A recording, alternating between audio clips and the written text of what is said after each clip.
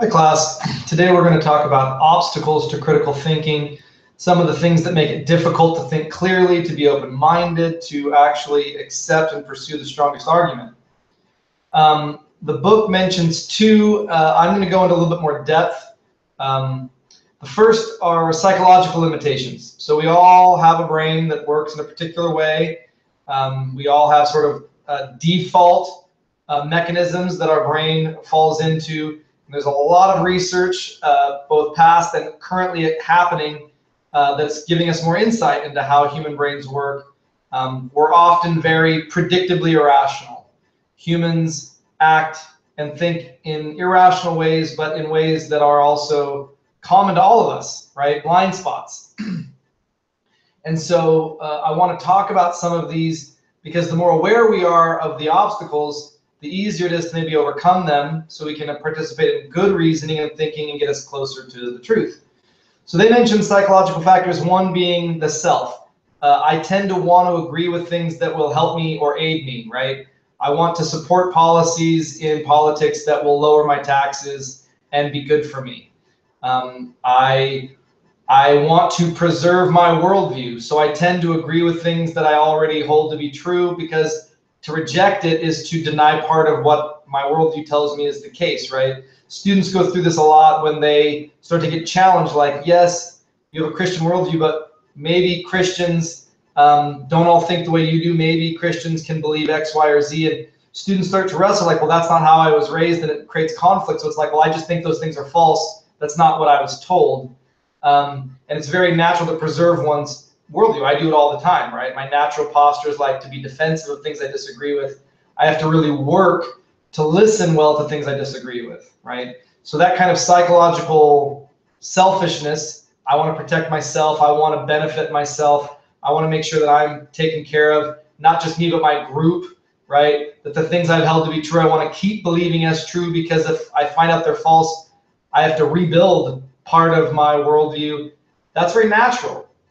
Critical thinking simply says, that's fine. You just need to recognize you're doing it. Don't be overly defensive, and try to look and see maybe there are changes that need to be made in the pursuit of what is true and right and good. And you need to be willing to do that hard work, right? Don't let that psychological barrier of self-preservation, selfishness, or protection keep you from really thinking clearly. I'm going to say it a little bit differently. Jonathan Haidt has written several books, and his argument in several of these books is basically that human reason is not naturally like a scientist objectively looking for the truth. The human mind is not by nature a judge, objectively weighing evidence, but the human mind, human reason, is much more like a defense attorney. So you already hold beliefs, you already have thoughts. Even when you hear something, you'll have a reaction to it. People, what someone does, you have natural intuitions, instincts that come out, right? I like that, I don't like that, that annoys me, whatever. We do this all the time.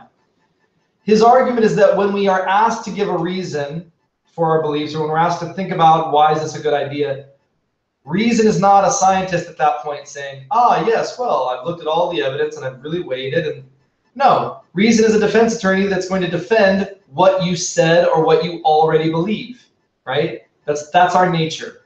I want to defend my worldview and what I already think to be true. Anything I agree with, I will accept much less critically. Anytime I see something that I don't like, I will argue with it like a defense attorney, defending a client. There's actually a lot of empirical data to show this. So they'll take your or participants' age and beliefs and political spectrum, liberal, conservative, somewhere in the middle, all these different things. And then they'll give them, things to read, and then they'll ask questions after it, right? But if you're an identified conservative and you're reading something about pro-choice, an argument for pro-choice, you don't agree with it, you're going to react, you're going to ask a lot of questions in the follow-up interview. You're going to be like, well, where did they get the information? Well, did they think about this? And it's like very engaging.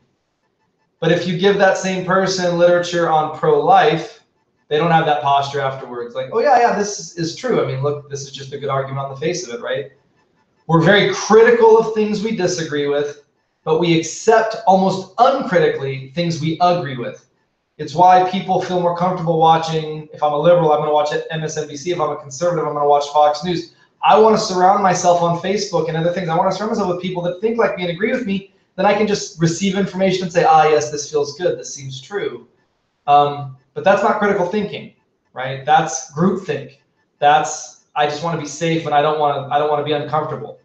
Critical thinking says you should be just as skeptical, just as critical of things that you agree with as you are things you disagree with. You should be asking, where did this information come from? Is this a good argument? Are there good reasons? Does this create a systematic whole?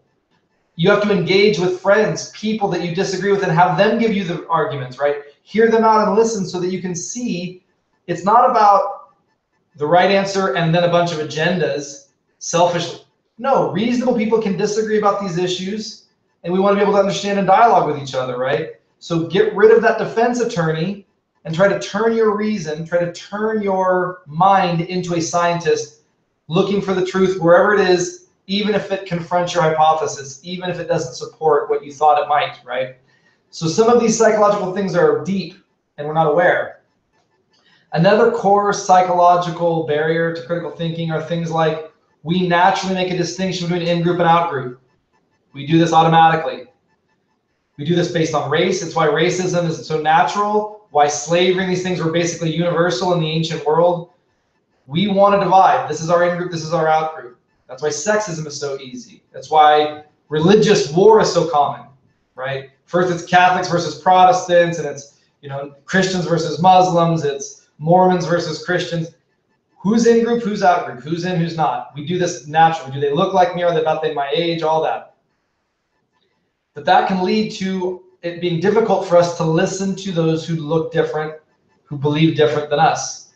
We have a natural tendency to discount, right, the beliefs of out-group members and to accept the beliefs of in-group members. It's why I think in many respects, like conservatives tend to deny, or at least if someone denies climate change, it would be a conservative person, because Al Gore, a liberal, was the one who made it more popular. He was an out-group person that they didn't trust, so climate change must not be real. It was like a biased response to an out-group member. If it had been someone conservative or conservative group making these claims, I'm guessing liberals would be the ones rejecting it because that's a conservative conspiracy or something, right? But instead of having that reaction, which is very natural, in-group, out-group, instead we need to say, what's the data? What's the evidence? Where is it, right? So the UN, an international body made up of 152 different scientists that speak different language, religions, and whatnot, came together and came up with pretty strong consensus about climate change being very real and human-caused. That data is really compelling. I've not seen anything as compelling. So I need to overcome whatever bias I might have and say, I need to look at this reasonably like a scientist, not like a defense attorney, defending my group, right? And that's not an easy thing to do. It's hard. It takes real work. There's actually some really good research, very interesting research, where they will give someone a self-identified liberal, right, on these sheets about your gender and age and all that. They will have them in an MRI machine, and they will be reading a story about George W. Bush, the conservative president before Barack Obama, and that he supported Enron before the collapse. Before Enron, there was a huge scandal where Enron did a bunch of fraud and fell apart, essentially, went bankrupt. Before that happened, George Bush was the president. He supported Enron. It was located in Texas. He was from Texas. He was saying how he wanted to run the government more like a business, like a CEO would. And they give liberals this vignette, and they're reading it, and the pleasure centers in their brain are active. Like little bits of dopamine are being released because they know that they don't like George Bush because they're liberal, and they know they're reading quotes where he's supporting Enron, which they know tanked because of their immorality, right? That same exact vignette, when read by a conservative, a self-identified conservative, they're reading George Bush saying these things, in their mind, their brain, pain centers are active, right? It's like the amygdala is active. So the same exact reading, a liberal reads it, pleasure centers, dopamine. The conservative reads it, pain centers, cortisol. Wow, right? That's a hard psychological bias to overcome if you really want to listen to the other, if you really want to be open-minded and hear them out, if you really want to engage and come up with a coherent worldview that's not just biased, like this is my team, so I support this team no matter what. That's not my team, I reject what they say no matter what, but come to some sense of real critical thinking, pursuing truth, not pursuing my team, not my self-interest, right? But truth. Very difficult, right? They did the same thing, by the way, with vignettes from Barack Obama in embarrassing situations with quotes. If you're a liberal, pain centers, conservative, pleasure centers. So it works both ways. So we have to be aware and be thoughtful. We think we're open-minded. We think we like to listen to other people. But I don't know that we really do. I don't know that we're open to good data changing our mind. One of the questions that I'll have you ask, and I think you should ask yourself, what could arise? What evidence could be presented to me that would make me change my mind on this issue, right? If the answer is none, then that might be a problem, right? Like what would arise that might make me change my mind about the death penalty and my view on it, or abortion, or taxing the rich, or letting refugees into the country? Like what would have to be presented to me for me to change my mind? And then see if that information is available. Does it support you? Does it not? How does that go, right? The other kind of psychological factor that they mentioned was philosophical. And essentially it means that some people hold to hardcore relativism. There is no real truth. We determine it on our own. Or if there is a truth, we can never know it. It's like a skeptical view. That's a barrier because then it keeps you from actually pursuing truth or making good arguments or caring about this stuff at all. It's a belief one holds, a philosophical view that hinders the pursuit of critical thinking, open-mindedness, and truth-seeking. They mentioned group relativism, which is different, right? So sometimes students think there's only one type of relativism, the extreme kind. There's actually varying degrees of relativism.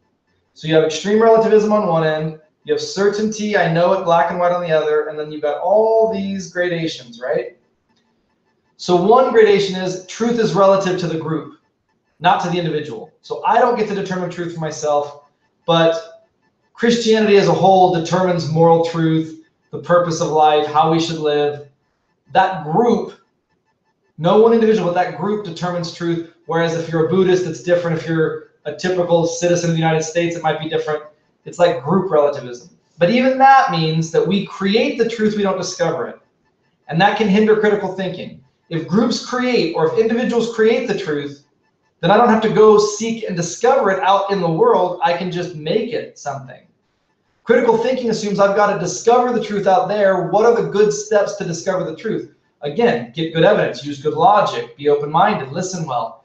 So I think in order to have good critical thinking skills, you have to believe that there is truth out there to be discovered and that we might not know it perfectly, but we can get closer to it over time.